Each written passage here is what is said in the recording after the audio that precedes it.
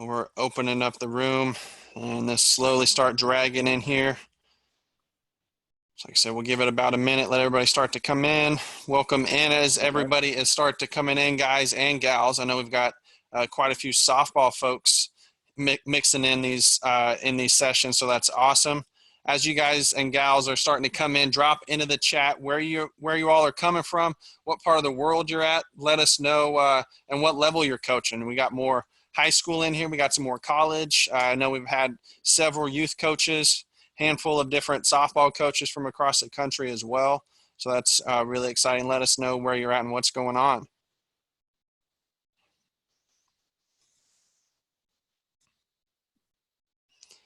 Andy Harris back again. Next speaker up as well. So this is going to be a good one. Phil over in Kansas City. Hey, American Legion. Have not seen American Legion in a while since I played back in the day. So I love seeing some American Legion coaches. Jeremy over in Houston, not too far. Welcome in. We got Brian at ECSU baseball tuning in. We love it. Coach Bill, hey, welcome in, Coach. Glad to have your talk in there, and be sure to share your talk, Coach Bill. We've got your replay up in there, so be sure to share that with your people so they can go in and check out that replay. Todd from Saratoga, what's going on? High school coach over there. Got Rob Henry spoke earlier today. Coach, welcome back. Glad to have you. Adam from North Carolina back for some more action. Welcome in. Joey Wong at Oregon State University, loving it. Welcome in, Joey. Greg at Mountain View High School. Hey, nice. Welcome in. Welcome in. Over in AZ. Zach with Driveline. What's going on, Zach? Hey, Zach, while you're here, man, tried to reach out to Mr. Bodie. Love to have you make a little introduction and have him as one of our speakers as well. If you guys get a chance. Oh, this might be a guy you know, Rob Benjamin with the Mariners, coming in and checking us out. What's going on? Owen Reed in Singapore. Nice. Welcome in, everybody. Glad to have y'all checking in. So be sure to give us a quick follow on Twitter at Baseball Clinics. We'll keep you guys up to date on everything that's going on over there. And we've got a very special guest today, Mr. Andy McKay. He's a really big mental skills guy, mental coach, and he's going to be talking to you about coaching the mental game and giving you some things that you can start to apply to get your guys and your girls ready to take some action on this mental side of the game. A lot of times, you're going to hear the mental side and it's like, oh, just think positive. If you were listening to the Brian Kane's talk, the stuff in the clouds, right? We want to give them and make sure that they know that they can get bought in and take some steps on this. So please welcome Andy McKay of the Mariners. We ready to go? Am I locked in? Yes, sir. The floor is yours. Great. All right. Appreciate you guys inviting me in and allowing me to participate in the program here. So to begin with, I'll give you just a quick rundown. I spent in the ballpark of about 20 years as a college coach, mostly at Sacramento City College. I coached in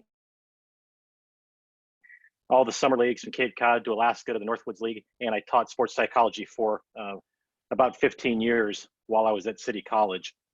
And then I left. I started the peak performance program with the Colorado Rockies, where I was there for, I believe, 3, maybe 4 years. And then I moved to the Seattle Mariners, where I am now the director of player development. So that is kind of my thing, and I'm going to jump right into it. So, a unique experience for me right now. I'm speaking into a black screen a little bit, which is odd, but we will do my best here to give you some content and give you something to take back to your programs with. So, to begin with, when you think about mental skills, kind of the first priority, if you're going to really try to drive this into your program, is to understand that you don't really have a choice. It's already in your program because the mind and the body are totally intertwined. And, to think that you're not really doing mental skills would be like saying you're not doing hitting, because again, there is no separation from the two. And what you're trying to do is normalize the idea of talking about mental skills. You're trying to make it the exact same. You're trying to make it as normal as it is when we talk about pitching, we talk about hitting or infield play or anything like that. I think one of the worst things you can do is kind of have the mental skills coach who's off to the side wearing, a collared shirt while everybody else is wearing a uniform. I think that you have to normalize this. I think you have to make it part of everything that you do. And it's not as complicated as we make it, but you have to take all of these things that you have in your coaching toolbox, and you have to kind of do two things with them to begin with. Number one, you have to create a vocabulary. And this is probably, if you take one thing from this conversation, it would be this: create a working vocabulary around mental skills, so that when you say the word confidence in your program, everybody understands what you're saying. And I would say close to every program I've ever tried to work with or help, they struggle with this idea. And when you think about developing pitchers, if you tell a pitcher, throw a curveball, everybody knows what a curveball is. If you ask a hitter to, work on, dropping the barrel into an appropriate swing plane, they probably have some idea what you're talking about. But I think when it comes to mental skills, we have all of these terms, and we allow everybody to interpret it however they want to interpret it. And that makes it really difficult to teach.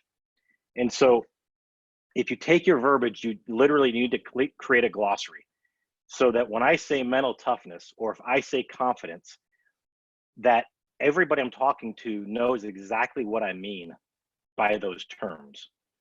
And again, it's my experience that does not really happen all that often. And so for me, that's step one. Step two, you have to create a system. And what I mean by that is you have to take all of these words, all of these phrases, and you have to put them onto paper in a way that connects dots and works off of each other, feeds off of each other, so that eventually you can impact what really matters, which is performance. Because if you're just throwing stuff up against the wall with no system and no common language, I just don't think you're going to get very far with it. So those two things right there: create common language and create a system. And when I talk about a system, I'll be very careful how I phrase this, but you want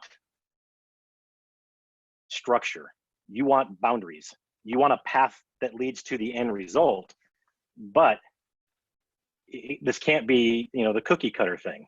And we all understand that with pitching and hitting, everybody's going to be different. With mental skills, everybody's going to be different. But we still want the foundational pieces in place that kind of guide us and give us anchors to work off of, knowing that everybody's going to do them a little bit differently. And so you want a system that allows guidance, that allows a path to the end result that we want, but also allows for freedom and individuality. All right, I'll give you an example of what I mean by a system. I'm very fortunate. I get to work with one of the most impactful coaches I've ever been around in Perry Hill. I'm guessing there's some people on this call right now that listen to Perry's talk. Perry's been working with his 6 F's for as long as I can remember. And the 6 F's, they all fit on one piece of paper. There's nothing revolutionary about any of the F's in and of himself. But yet the way he puts them together and the way he teaches them, it ends up being very impactful. And so every player that Perry coaches understands the 6 F's. And they understand what they mean, and they understand what they mean to them, and they understand how the F's all fit together to get to the end result, which is throwing the ball accurately to first base and getting somebody out. So that's what I mean by a system. And without a system, it's just going to become too random. You're going to keep yourself all over the place.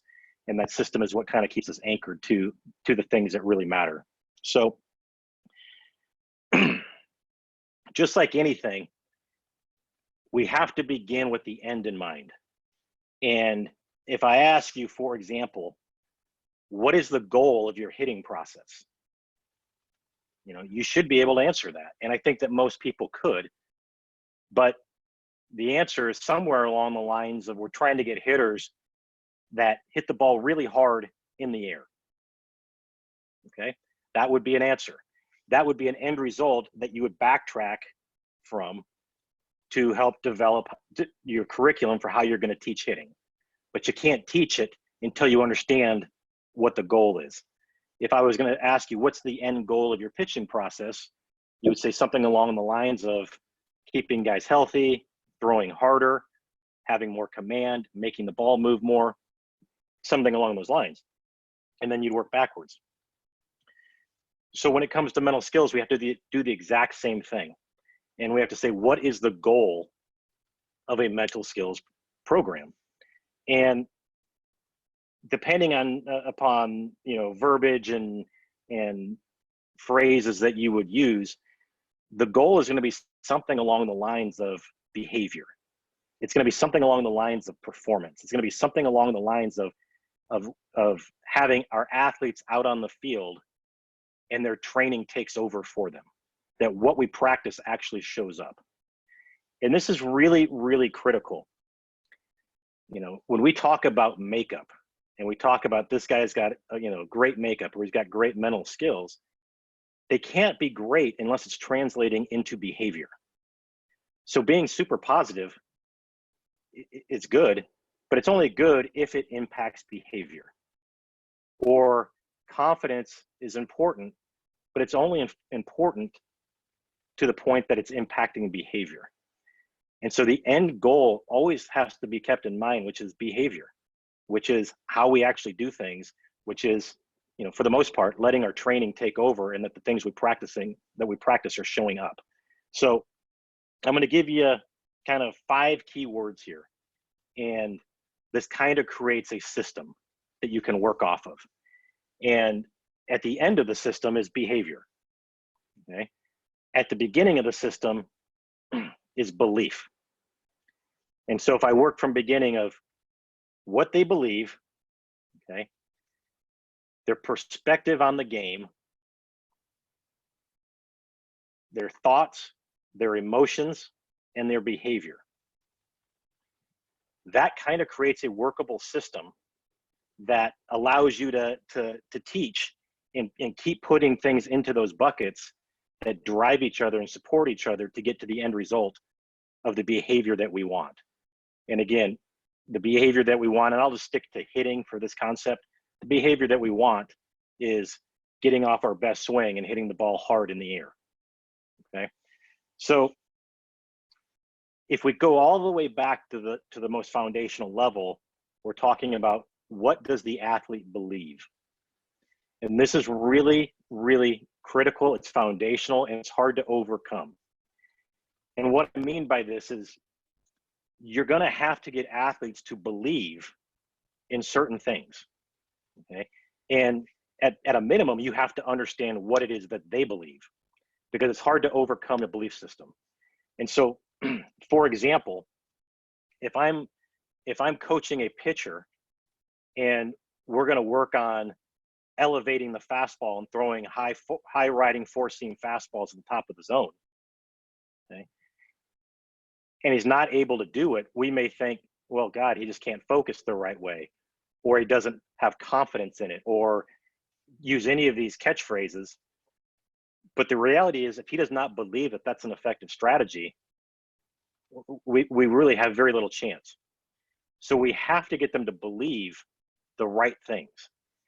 This is where data really comes into play. And I've heard this said before, and I believe in it. I think 2 of the best skills any coach can have right now is the ability to utilize data and the ability to tell a story with that data. Because what data is evidence. And what data is, it creates something that's really hard to argue against. And so I'll give you an example of a player that we had in our system that was having some success in the minor leagues and was striking out a lot. Okay. And, we were having a hard time connecting with the player because the player knew that he was having success, while as coaches, we understood that the amount of strikeout was going to be, problematic as he moved through our system, and certainly when he got to the major leagues. Talking to him didn't do a lot of good. Okay. My opinion didn't do a lot of good. But when I was able to have our analysts put together data to tell a story, I changed his belief system instantly, okay?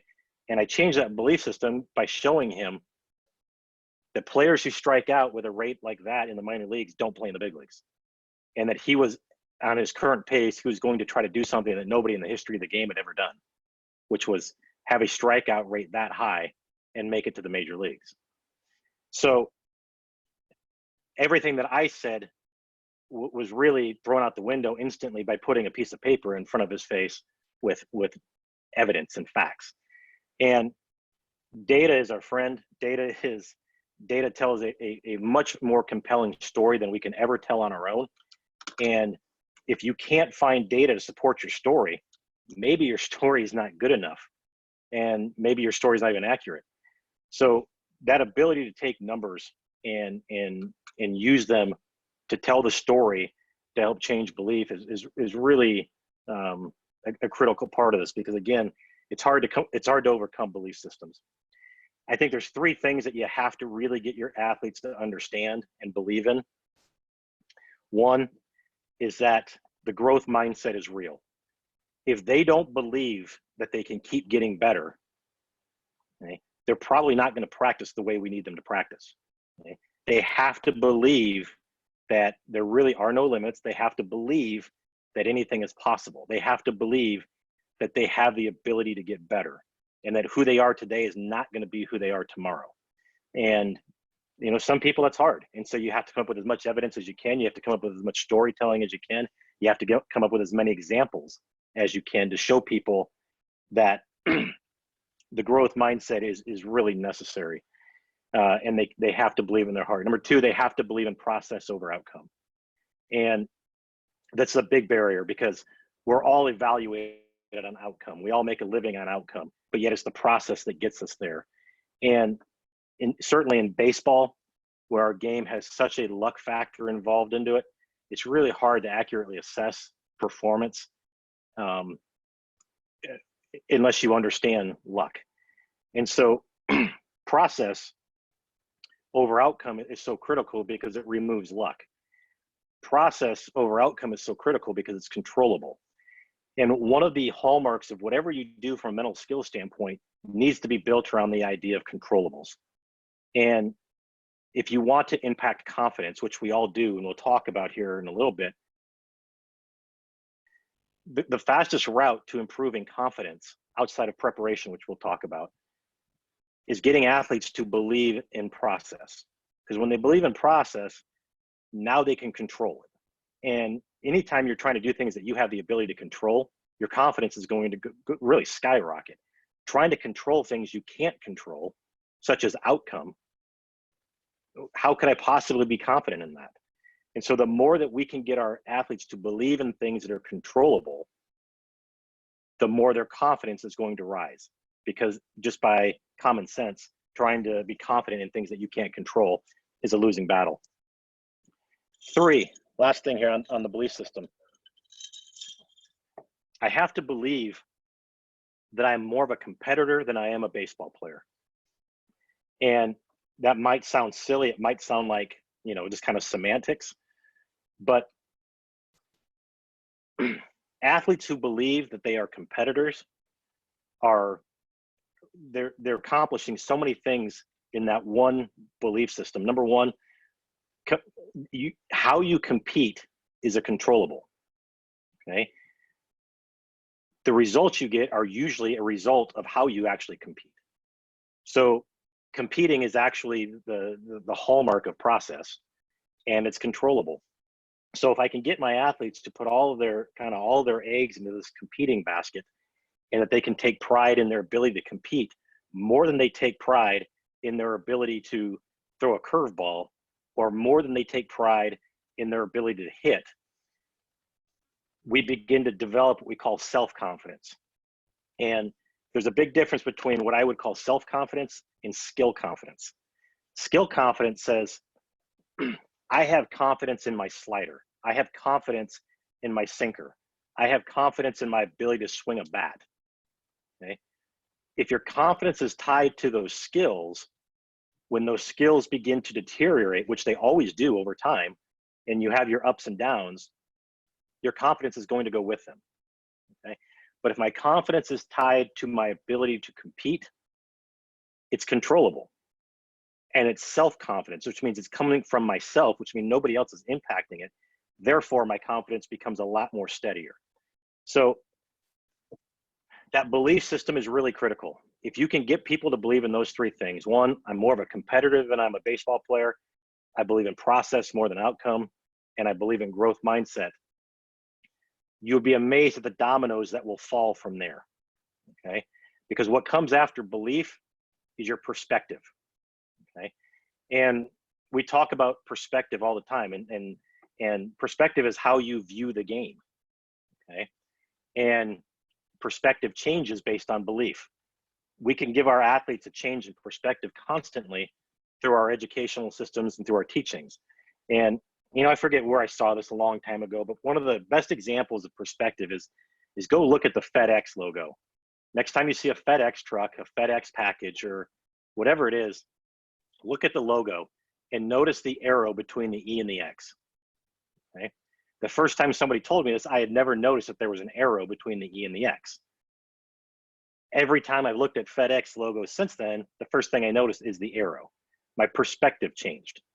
Okay. Your perspective is going to be driven off of your belief. And so, for example, if I believe that I'm a competitor, my perspective on the game instantly changes that everything becomes an opportunity to compete rather than a threat. Okay. Hitting with 2 strikes now becomes an opportunity to compete rather than a threat that I'm going to strike out. Okay. Being down by 3 in the 7th inning isn't viewed as a threat, it's viewed as an opportunity to compete. Okay.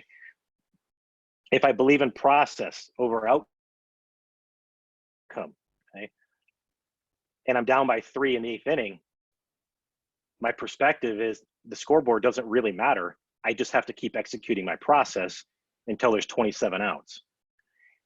So the perspective that you have on the game, it is being driven completely out of your belief system. That perspective is what creates emotions, which creates thoughts that ultimately end with behavior. So, in trying to keep this to, roughly 50 minutes, I need to work through this fairly quickly. But if you just understand how the dots connect between identity and, belief to perspective, to emotions, to thoughts, to behavior, and you understand those 5 concepts, and you understand that they're dominoes and they're all leading to the right thought process that will give you the behavior that you want. Okay. Now, when we talk about the thought process that really matters, this is as important as anything we're going to talk about today. Okay. Baseball is played in 15-second intervals. And the next biggest challenge in sport would be golf, that is played in like 4 and 5 minute intervals, which basically means, in baseball, every 15 seconds, you have to renew your commitment to your plan. Every 15 seconds, I have to get my mind right, and I have to get my mind right coming out of, a 15-second window where I've been free to go all over the place. And anybody who's played, anybody who's coached understands how lost players get in those 15 seconds. Okay. So when I talk about belief to perspective to emotions to thoughts, I'm kind of jumping right into the thoughts here, and specifically the thoughts during the 15 seconds between pitches, because that's where the mental game lives. That's what really matters. And if I go back to what we talked about early on, if you start with the end in mind, you'll understand that everything I do has to impact behavior. If it's not impacting behavior, there's just not a lot of value in it. Well, behavior is created by thoughts. This is where you begin to understand the idea that the mind and the body are totally connected. There is no here and there. Okay? The body always follows the mind, always. And you can't separate that. One of the things we talk about a lot is the idea of muscle memory. And muscle memory is just, it's not a thing. It's a fallacy that's been created and been passed along. And the reason it bothers me so much is because it allows athletes to believe that their muscles actually remember things and work independently of their mind. And if you believe that, going back to your belief system, if you really believe in muscle memory, then you don't understand, and you would never understand, the importance of mental skills, because you would think that you would just groove your swing or you would practice your delivery enough and it would always show up. But we know that's just not the case. If muscle memory was real, a pitcher would never throw a ball. Think about that. If muscle memory was real, every pitch that the pitcher threw would be a strike. But the fact that it's not, that a pitcher doesn't do that, it's pretty revealing that obviously muscles don't have the ability to remember. Muscles and your entire system is all being driven off of what's going on in your mind in that moment that you initiate the movement. So, all right, the thoughts that we have to work through in these 15 seconds. Let's take our basic premise. Let's start at the end of the 15 seconds and work backwards. Okay? If I'm about to throw a baseball as a pitcher, or if I'm about to swing a bat as a hitter, which are two very different things, because obviously the hitter has to react to what the pitcher's doing. The pitcher's driving the entire confrontation and is clearly in the advantage there. Where do we want the athletes focused in that moment? And I'm saying that moment right before that pitch is initiated. If I'm an infielder and I'm getting ready, if I'm the outfielder and I'm getting ready, where do I want my mind focused? And the answer is, I need to get my eyes completely focused on the external target. Okay, the external.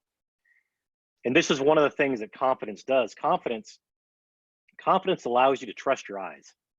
Confidence allows you to use your eyes and react. Lack of confidence, you never really get to your eyes because you're so focused on the thoughts and the doubts that are inside of your head. Confidence kind of eliminates that and allows you to trust your eyes. But everything that we do in sport involves your commitment to an external target. If I'm a hitter, that target is the baseball. That target is a part of the plate that I'm looking for. That external is a part of the field that I'm going to drive the baseball to. So if I can get a hitter to walk up to home plate and, just before that confrontation begins with the pitcher, if I can have him completely committed to driving the baseball, say over the center fielder's head, we've done a good job. Okay. That's an effective thought that will create an effective behavior, which gives him the best chance to get his swing off. Okay. If I'm a pitcher, that external target is going to be the catcher's glove. It's going to be a target. It may not be the glove. It might be the catcher's shoe. It might be the knob of the bat. But everything good that happens in sports happens with somebody being focused and committed to an external. Whether it's Steph Curry picking up a small target on the back of a rim to shoot a three-pointer, okay, or it's Tom Brady picking out a target to throw a football to.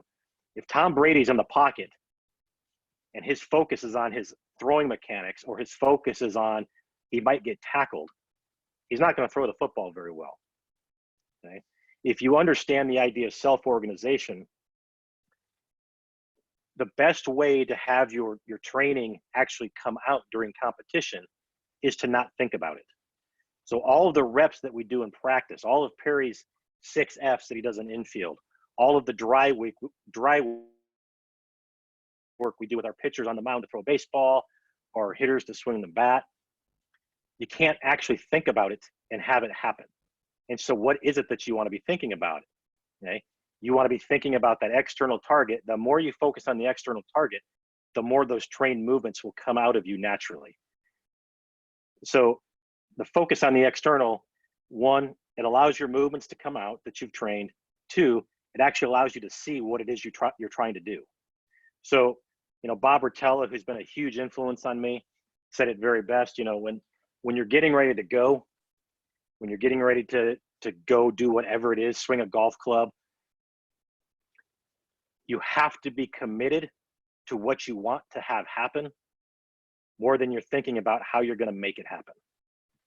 internal thoughts, whether it's on how you want your body to move or what you're thinking about, are deadly to any type of athlete.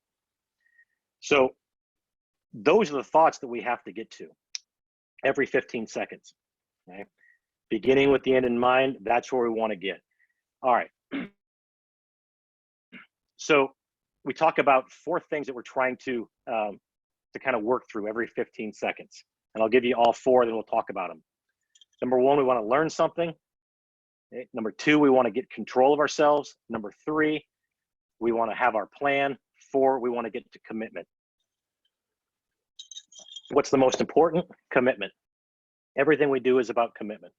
And how do we get there? All right. The pitch is thrown. Whatever happens, happens. The clock starts. You've got 15 seconds. The first thing you want to do is gather some kind of information. And this is a very subtle thing. This isn't a checklist. This isn't you sitting in your mind going, okay, step 1, learn. No, it's just some understanding about what just happened. Okay. Whether it's something major like the game actually changed. Now there's 2 outs rather than 1 out, or now there's 2 strikes rather than 1 strike, whether the bases are now loaded, or it might just be as simple as saying, you know, he just threw a first pitch fastball. But that awareness level of what's happening around me, it's checking in with my environment, is step 1. And again, you've got 15 seconds to do this. Okay? Step 2, I need to get to control. I learn, then I get to control. Controlling is kind of that reset. Controlling is that idea that I'm getting really connected to my breath. Okay, I'm getting connected to a focal point outside of my body. Okay, I'm doing something that requires my focus and attention that protects my mind from racing all over the place. So again, if we're working on a 15-second window, excuse me, if I can take an 8-second breath, I just cut my 15 seconds in half. 4 seconds in my nose, 4 seconds out of my mouth. I always tell athletes when I'm watching you on TV, if I don't see your shoulders rise and sink, the breath is not deep enough. Okay, it's that clearing, resetting mechanism. Okay, it's how we're getting away from the last pitch. It's how we're forgetting about what might happen. It's getting rid of the what ifs and bringing us into the moment, into what is right now. Okay, most really good baseball players that can stick in the major leagues have some mechanism in place to do this. And it can be a million different things. It can be a routine with a batting glove. Okay, it can be a pitcher with his glove up to his face who's going to inhale the smell of the leather on his glove. Okay, I don't really like the term slowing down because I don't really want athletes to slow down. I just don't want their mind to race. And too often we talk about slowing down and then their bodies slow down. And now we're going through all this and now we're getting to bad behavior, which is a slow moving, non-athletic body. So be careful with verbiage. And when you tell athletes to slow down, very often you're going to see their deliveries slow down, then they get out of whack. Tell a hitter to slow down, you're going to start messing with that natural rhythm and timing of his movements. So it's much better to say not letting your mind race, not letting your mind speed up here. So again, whatever it is that you do to get to control, I've learned something, I've checked in with my environment, I've gotten control. Now I have to get back to my plan. Okay, if I'm a hitter, my plan, or if I'm a pitcher, my plan has to be controllable. Plans can't be outcomes. So if I'm a pitcher, a plan can't be strike this guy out. That's not a plan. That's an outcome. That's a desire. That's a hope. And I can't control it.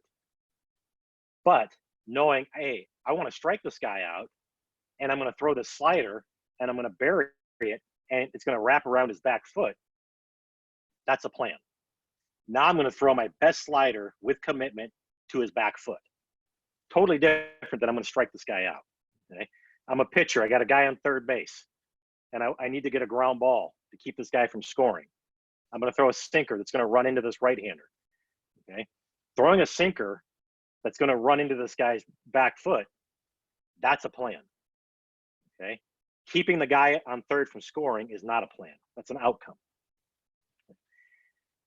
So as a pitcher, your plans basically involve what pitch you're going to throw, where you're going to throw it to, the shape you're going to create, and the velocity that's going to be on it. Okay? Or some combination of those. As a hitter, your plan is going to be pitch selection, a zone you're sitting on, a pitch you're sitting on, or an area of the field that you're going to attack, or some combination of those. Okay? This is where it gets really critical. Plans need to be controllable. Okay? They also need to not be verbal in your head. Okay? What do I mean by this? I don't want hitters in the batter's box talking to themselves. I don't want the hitter sitting here going left center, left center, left center, or get a good pitch to hit. Good, because again, now my focus is on my inner dialogue, not my external target. I don't want pitchers standing on the mound telling themselves, throw my best fastball here. Okay? But what I want them is seeing their plan. There's a huge difference between talking about your plan and visually seeing your plan. Okay? This is where visualization comes into play. The more I visualize outside of the competition, the easier it is for me to visualize visions that I need in this 15 seconds. Okay? So your ability to create the vision in this 15-second window is really critical, and you have to be able to practice it. And so really what I mean, if I'm a left-handed hitter and I'm attacking the middle of the field and I want to see that high line drive going over the center fielder's head over the fence, I need to be able to see it very clearly in my mind before I get back into the batter's box and get ready to go. Okay. I learn something, I get control, I see my plan. I see my plan, what it is for that pitch. Okay. If you follow me on Twitter, I put a lot of content out. I put one out yesterday about something I've done with guys in the past about a simple little visualization technique that can help. So there's quite a bit of stuff on Twitter that might be of interest to you and might be able to help your athletes a little bit. All right, learn, control, plan. Step 4 is commit. Okay, commitment is the last step. It is the most important, and it really is the separator. Okay, your ability to commit, and again, if you're going to use these terms, you have to have a working dialogue. You have to have a working vocabulary. What does the word commit mean? Okay, and there's a lot of different stories out there that might resonate. For me, I like the definition of commitment means I'm prepared to lose with this plan. What that means is I'm going to do this. I'm committed to doing it. I think it's going to work. I know it's going to work. And if it doesn't work, then I lost throwing my best bolt. I lost with the best version of me. And that's been productive for me to use with guys. It's going all in. You know, if you want to study the story of Cortez invading Mexico and the idea of burning the boats, you know, that's commitment. There is no plan B. Plan Bs only take away commitment from plan A. You know, if I'm a pitcher and I'm throwing a fastball in, you know, I'm throwing the fastball in. I'm going to throw it past you. You're going to pull it foul. You're going to foul it off of your foot. I'm going to break your bat, or you know what? I might hit you in the hand and break your hand. But one of those things is going to happen. I'm not leaving it over the plate. So commitment is the last step. And as I have found, it's the biggest separator in athletes is who can be more committed. And so I've just kind of walked you through a system. I've walked you through this idea of belief to perspective to emotions to thoughts to behavior. I've walked you through the system of thoughts in the 15 seconds. Okay, and all of this is teachable. All of this is learnable, and it's something that I've utilized in some form or fashion for at least 15 years. Much of the funnel came from Ken Revisa. A lot of the funnel came from Bob Rotella. A lot of the funnel came from different players that I've worked with. And, you know, I've talked to, I had a great conversation with Michael Kadire today, who I was fortunate enough to be around when he was with the Rockies, when he won a batting title. And there's a lot of Michael Kadire in here because he was the best committer I've ever been around in my life. And what I mean by that is you would watch at bats with Michael Kadire and you'd watch a fastball go right down the middle of the plate. And you say, oh my gosh, what is he doing? And then you'd go, oh yeah, I know what he's doing. He's looking for a curveball. And when you come back in and kind of debrief and talk about it, you know, hey man, does it eat at you when you let that fastball go by? I said, no, it reminds me that I'm doing my job. I'm committed. And I was committed to X. It didn't happen. So be it. So, all right. Those are kind of the systems that are in place, the systems that we work through. And kind of coming in here to like the last piece of the puzzle is focus. I mean, excuse me, is confidence. Confidence is really crucial. Confidence is what allows you to get to commitment. Confidence is what quiets your mind. Confidence is what eliminates doubt. Confidence is what allows you to trust your eyes and do what it is you're seeing. It allows you to get to that external target. When I'm confident in myself, again, self-confidence, not skill confidence, I believe that no matter what comes up, I can find a way to get through this. Okay? Where does confidence come from? This is a huge debate, and I'm not really sure why it's a debate, because it's pretty black and white for me, to be honest with you. There's a pie chart. Everybody's pie chart's a little bit different. Okay? The biggest piece of your pie chart in terms of where I'm pulling my confidence from has got to be preparation, period. And the fact that that's still debated, the fact that it's still even talked about as an option is somewhat shocking to me. You can't be confident without preparation. Okay? If you're putting in the preparation and you're still not confident, there's probably something wrong with the preparation. And I believe that to be a very common case here. And here's what I mean by this.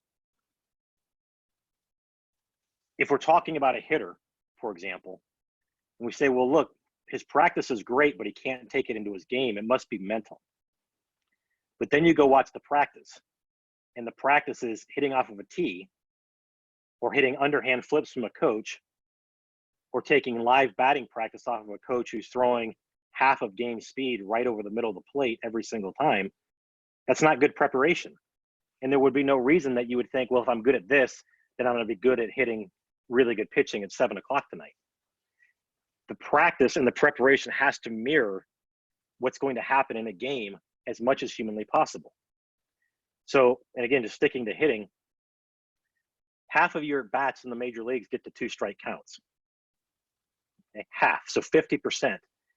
And I'm pretty confident telling you most players aren't real confident, and they certainly haven't practiced anything that prepares them for that. Okay?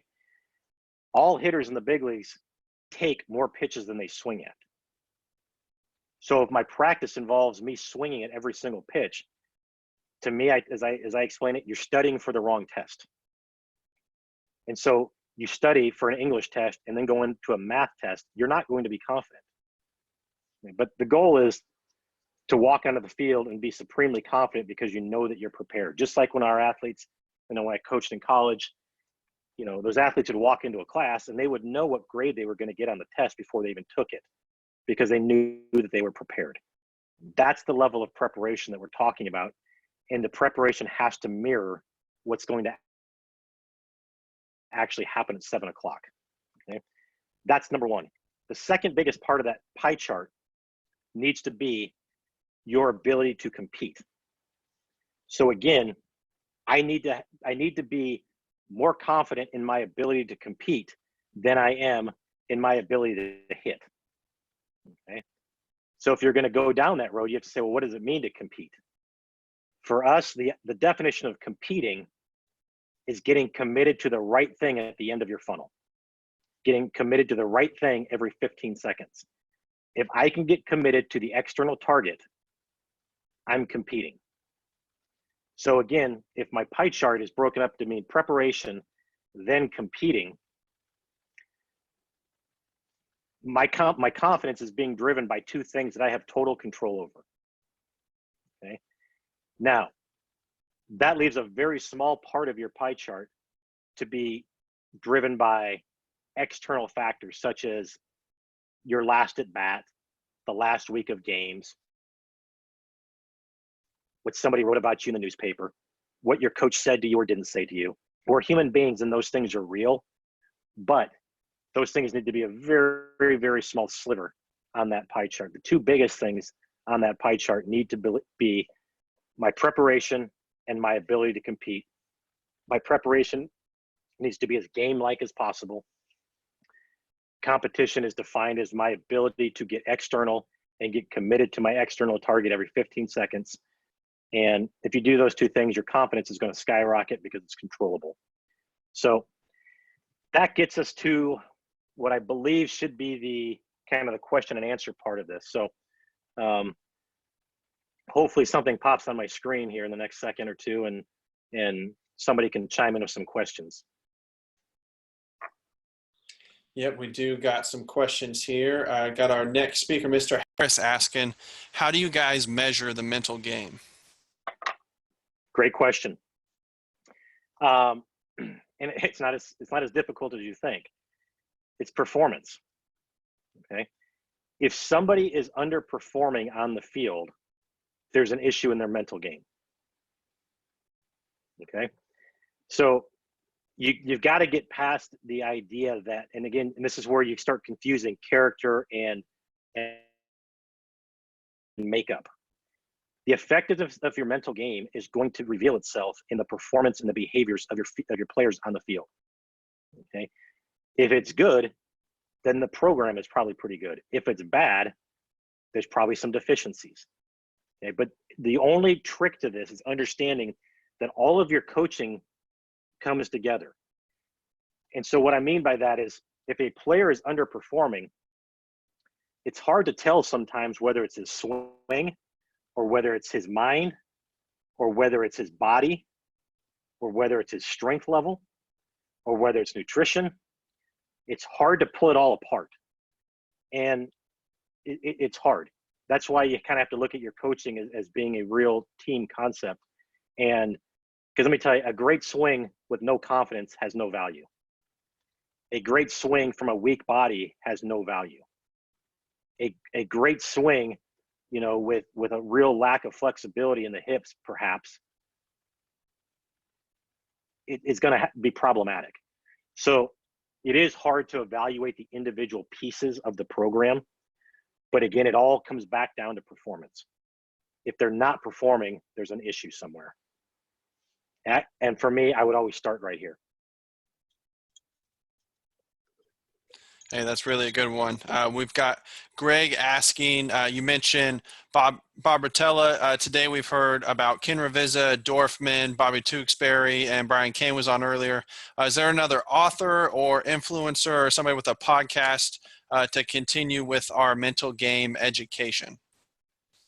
You know, there's a lot of them out there. And I think you kind of have to, you know, I mean, if you look behind me, that's where it's all coming from for the most part. There's a lot of different styles, there's a lot of different techniques to it. And there are bits and pieces in everything. I will tell you that in terms of baseball, I've leaned heavily on golf and tennis for help in this area. So Ravizza would be one. I mean, he was my mentor. But Bob Rotella's books to me they're like a Bible to me. You reread them, and they hit you with something differently all the time. So the ones you mentioned, I think I'm not thinking of anything off the top of my head that would really jump out that would be more important than those. Gotcha. We had a really good one earlier with Sean Humphreys. Go back and check out the replay on that. He's actually a big golf guy.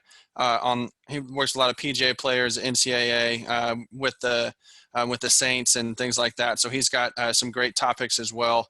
You guys can check out there. So next one we got here is Jason asking, so would you say take the environment out of the equation as much as possible? No, I mean, environment is very real, and but it's really hard to, as I tell players, if you're a professional athlete, you can't control where you're going to play. You can't control the coach you're going to play for. You can't control your hitting coach, and you get traded or you get released or you get demoted or promoted. You play in different environments all the time. So from that standpoint, yes, you would like to remove the environment as much as possible. But if you're coaching, it's your job to create an environment that really does promote growth mindset, competing over performing, and process over outcome.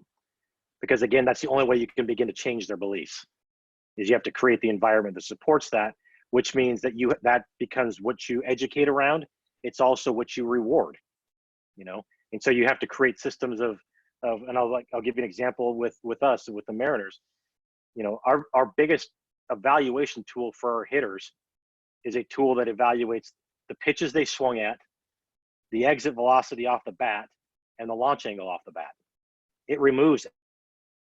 That's process. They can't control anything else. So did they swing at a good pitch? Did they hit it hard? Did they get it up in the air? And when I say up in the air, don't go nuts on me and thinking I'm talking about hitting pop-ups. But we do want the ball hit hard in the air, and that's what we evaluate. So when we evaluate that, we are re-ingraining an environment of process over outcome. We've got Tim asking, what do your side sessions and bullpens include to develop this mental performance? Thank you. Another good one there. It depends. Everybody's different. You're in this era of hyper individualization. So it's what does the pitcher need at that time?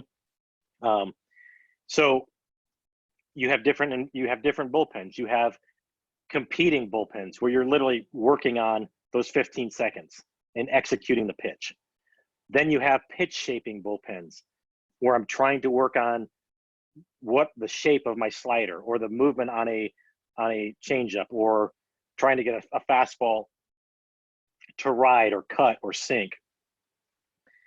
So, and then you have mechanical bullpens. So they're all different, but the trick is not trying to work on more than one of those at a time. I read something really great this morning talking about Dean Smith at North Carolina, how he would remove the hoops from the backboard when he was teaching players how to shoot, because he wanted them focused on their bodies and he was trying to get them to focus on technique, and he didn't want any feedback to pollute the feedback he was giving the player on his technique. And so he knew that if the ball went up and went in the hoop, the player would feel good about things no matter what. So he would remove the hoops while he was teaching technique. And I think it's really important. I think if you're really teaching technique to a hitter, probably off of a tee. If you're teaching technique to a pitcher, just have him throw the ball into a net, so he's not concerned with movement or command. Yep, that's a really good one there. Jeremy, last one we're going to do here. Jeremy asked, do you have any surveys you give guys to give you information regarding learning how a player thinks, how he learns, and his mindset, just kind of getting a baseline assessment for him? I'm sorry, could you repeat that? Yep. So I've got Jeremy here basically asking about getting baseline assessments for guys, or any surveys that you would give them to learn how they're thinking, how they're learning, and getting where their mindset's at. Yeah, there's a lot of them out there, and I think there's a lot of good tools. The issue with those types of tools is how you utilize them and how you put them into play. And the problem is most people put too much weight into them. And I'll give you an example of a tool that I've used in the past, which I thought was a useful tool, but even the creators of the test would tell you that this should only be about 5% of your decision-making process. And I found it really hard for me to take the information and then weight it and say, well, I should only be using this for 5% of my decision. So more than tools, I would just recommend what I would call just really active observation. And but you're speaking about a truth, which is people learn in different ways. There are people that you can put them into a classroom with a whiteboard and you can really impact them. There's other people that just cannot learn in that environment. Video is really helpful for some people. It is really detrimental to others. So I wouldn't say anything good or bad. I would just say you have to be, any tool, just like any drill, if it has the value to help, it also has the ability to hurt. So definitely. Well, I know we got some more questions in there, guys. We're not going to be able to get to the rest of them. Coach, where can they reach out to you after this to follow up with any questions they might have, or just learn more about what you're doing in the world right now? Yeah, there's a lot going on right now, and obviously none of us are playing, none of us are competing, but I've been on a lot of these things over the last 5 or 6 weeks, and I certainly admire everybody's desire to learn. It's really critical. Okay, it's inspiring, but I also am more inspired by somebody who can take a time out, and rather than adding more info into the mess, that they can take all of their info and they can simplify it. And I think I might even be able to show you this very quickly as I look around me. So here's a Mariner's performance manual. It's 15 pages. Okay. I've written manuals that are 300 pages, and I can tell you this one's way better. Okay. So the idea is to take everything, every book you've read, and I love books as much as anybody, every podcast you've listened to, every webinar you've been on, every coaching clinic you've been to. How do I take it all and simplify it and put it into a usable, repeatable system that can be timeless? The best thing I can recommend to you is grab Pete Carroll's book, read chapter 7, where he talks about going through this process after he was fired in New England and taking his 25 years of coaching experience and putting it onto one piece of paper that he then took to USC and to Seattle. So that's what I'm always trying to do, and I would urge you to do as well. Yeah, that's awesome. That was kind of coming to mind when they were asking about more podcasts or authors on the middle game. I was like, man, you probably got plenty right there that you can learn from. I'm not, we're not affiliated in any way with AppSumo, but if you guys haven't heard of AppSumo before, I would go check them out. And I got an email from them the other day. There's this software called process.st, like Process Street. And that one is all about building systems and adding processes and checklists like to businesses. I feel like that'd be a good one to check out. They were giving it away for free earlier. Usually it's a little more expensive, but that might be a good one for you to have something online that you can type out your stuff that Coach Andy here was talking about. So check that one out and see if it's still available, but there's probably some other ways. Obviously pen and paper is a great one, but some of you guys like to get a little more technical like me. So that might be a good one to check out. So thanks again, Andy, for coming on. A lot of great stuff, really great feedback from everybody here. We'll add in the replays later tonight. So I know you guys are definitely, and gals, are going to want to go back and check this one out. So go back in later tonight on the website, baseball.coachesclinic.com/replays, and we'll get Andy's and the rest of the talks from today uploaded in there as well. So Andy, thanks again so much. Thanks, everybody. I appreciate it. All right, guys, and Andy Harris is coming up next, so be sure to pop over here in a couple minutes for that one. So we'll see you all over there. Thank you.